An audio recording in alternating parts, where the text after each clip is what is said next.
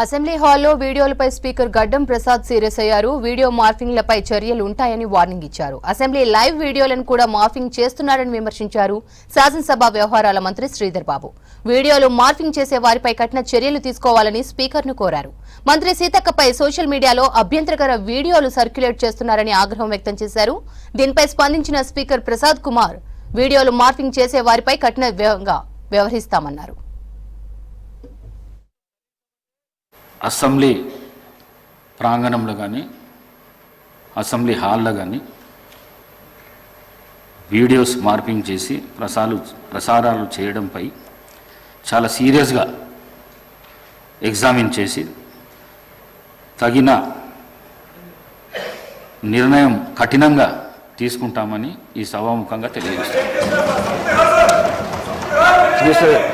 మీరు అన్నారు కఠిన చర్యలు తీసుకుంటాం, అసెంబ్లీ ప్రాంగణంలో ఎక్కడైనా మార్ఫింగ్ కానీ ఇంకోటి కానీ జరిగితే మాకు అభ్యంతరం లేదు అధ్యక్ష. కాకపోతే ఒకటి మాత్రం స్పష్టంగా మీకు గుర్తు చేస్తా ఉన్నా, మీరు పార్లమెంట్ ప్రొసీజర్స్ చూడండి.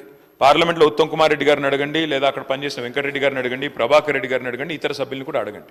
అక్కడ రేవంత్ రెడ్డి గారు కూడా పార్లమెంట్ సభ్యుడిగా పనిచేస్తున్నారు, వారికి కూడా తెలుసు.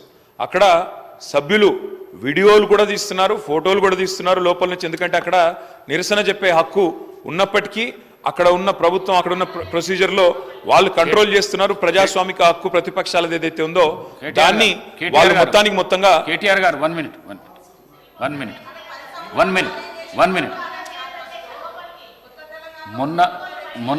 మొన్న హాల్లో తీసిన వీడియో ఏదైతున్నదో మీకు మేము పంపిస్తాము.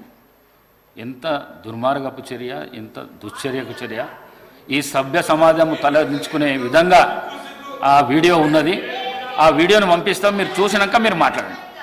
నేను గౌరవ శాసన సభాపతి గారిని మరి కేటీఆర్ గారు చెప్పారు, దీనిపైన తప్పకుండా మరి విచారణ జరపాలని, సీరియస్గా తీసుకోవాలని మరి ఎగ్జామిన్ చేసి ఎవరైతే ఇక్కడ కానీ ఈ సభా ప్రాంగణంలో ఈ లెజిస్లేచర్ సెక్రటరియేట్లో ఎవరైనా సభను అప్రతిష్ట పాలు చేయడానికి ప్రయత్నం చేస్తే వారిపైన కఠిన చర్యలు తీసుకునే విధంగా మీ వరకు మేము కోరుతా ఉన్నాం కదా. సభ మొత్తం కూడా కోరుతా ఉంది, వారు కోరారు, మేము కూడా కోరటం జరుగుతూ ఉంది అధ్యక్ష.